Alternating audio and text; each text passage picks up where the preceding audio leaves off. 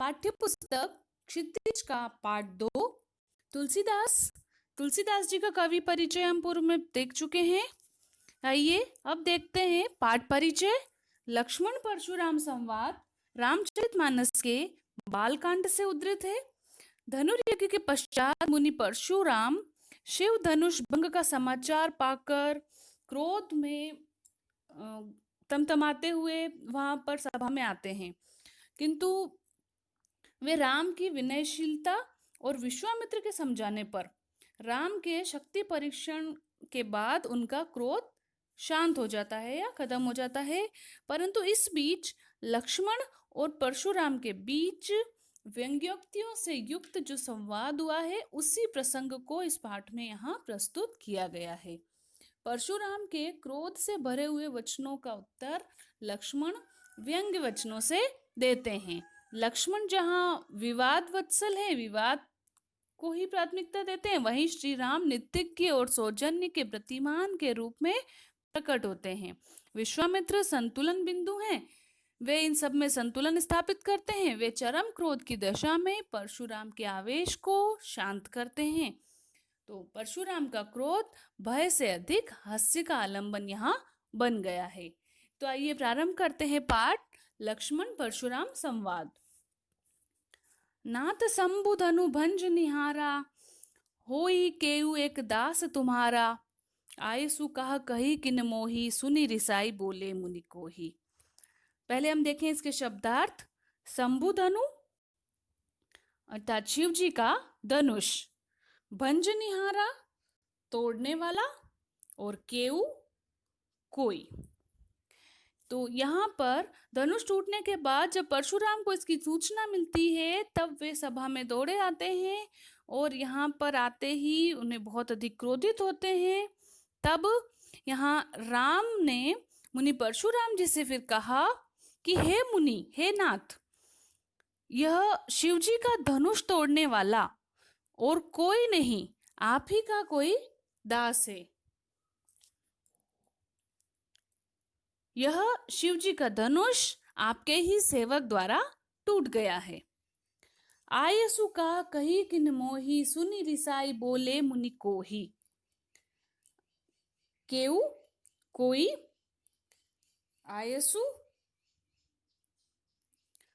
आज्ञा, रिसाई क्रोध, और कोही क्रोधी।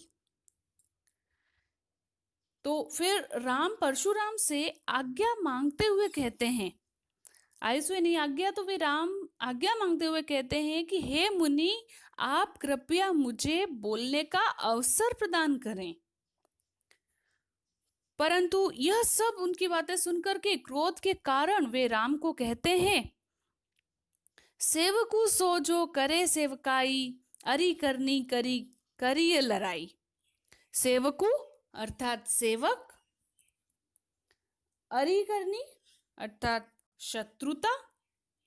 तो परशुराम यहाँ कहते हैं कि सेवक तो वही होता है जो सेवा करता है, परंतु शत्रु ही होता है जो बिना ही कारण के लड़ाई करता रहता है। यहाँ पर करी करई, करी करई में अनुप्रास अलंकार का प्रयोग हुआ है। सुनहु राम जेहि शिव धनु तोरा, सहस बाहु सम सो रिपु मोरा। शिव धनु अर्थात शिव धनुष, रिपु अर्थात शत्रु। मुनि परशुराम जी फिर कहते हैं कि सुनो राम, जिस किसी ने भी शिव धनु अर्थात ये शिव जी का धनुष तोड़ा है, वह सहस्त्र बाहु के समान ही मेरा रिपु है अर्थात मेरा शत्रु है। सहस्त्र बाहु एक राजा थे जिन्हें परशुराम जी ने अपना शत्रु मानकर उसका वध किया था, इसीलिए उनका नाम लेकर यहाँ पर कह रहे हैं कि उसी के समान यहाँ पर भी मेरा शत्रु ही होगा, वह धनुष तोड़ने वाला। सो बिलगाऊ बिहाई समाजा, न त मारे जेई सब राजा। बिलगाऊ यानी अलग होना। तो परशुराम जी आगे कहते हैं कि जिस किसी ने भी ये धनुष तोड़ा है, यह शिव जी का धनुष तोड़ा है, वह खुद ही सबसे अलग होकर के खड़ा हो जाए, यानी कि ये जो समाज है, ये जो सभा है, इनमें से अलग होकर के खड़े हो जाए, वरना यहाँ जितने भी राजा उपस्थित हैं वे सभी मारे जाएंगे। यानी मेरे द्वारा सभी लोग मारे जाएंगे, जो अपराधी है वह स्वयं ही अलग होकर खड़ा हो जाए। सुनी मुनि वचन लखन मुस्काने, बोले परसु धरहि अवमाने। लखन अर्थात लक्ष्मण, और अवमान यानी कि अपमान करते हुए। तो फिर से यह सब सुन करके लक्ष्मण मुस्कुराने लगते हैं, मुस्कुराने लगते हैं, और मुनि का अपमान करते हुए वे कहते हैं, परशुधरहि अर्थात परशु को धारण करने वाले। तो लक्ष्मण परशु को धारण करने वाले अर्थात परशुराम का अपमान करते हुए कहते हैं, बहु धनु ही तोरी लरिकाई, कबहु नासी कीनी गोसाई। लरिकाई अर्थात बचपन में, गोसाई अर्थात स्वामी। फिर लक्ष्मण ने कहा कि बचपन में तो खेल खेल में हमने बहुत सारे धनुष तोड़े हैं, तब तो आपने इतना क्रोध कभी नहीं दिखाया या कभी नहीं किया हम पर, तो फिर अब आप इतना क्यों क्रोधित हो रहे हो। एहि धनु ममता के ही हेतु, सुनि रिसाई कह भृगुकुल केतु। भृगुकुल अर्थात भृगु के पुत्र, यही यानी कि इसी। तो लक्ष्मण ने मुनि का अपमान करते हुए कहा कि हे मुनि, आप ही बताइए, यही धनु, इसी धनुष पर आपकी इतनी ममता या इतना अधिक प्रेम क्यों है। तो यह सुनकर के भृगु के वंशज अर्थात भृगु की संतान थे परशुराम, तो उन्हें भृगुकुल केतु कहा गया। तो भृगु के वंशज यानी परशुराम वे गुस्से में आ जाते हैं, वो बहुत अधिक क्रोधित हो जाते हैं और कहते हैं कि रे नृप बालक, काल बस बोलत ताहि न संभार। धनु ही सम त्रिपुरारी, धनु विदित संकल सकल संसार। रे नृप बालक अर्थात हे राजा के बालक,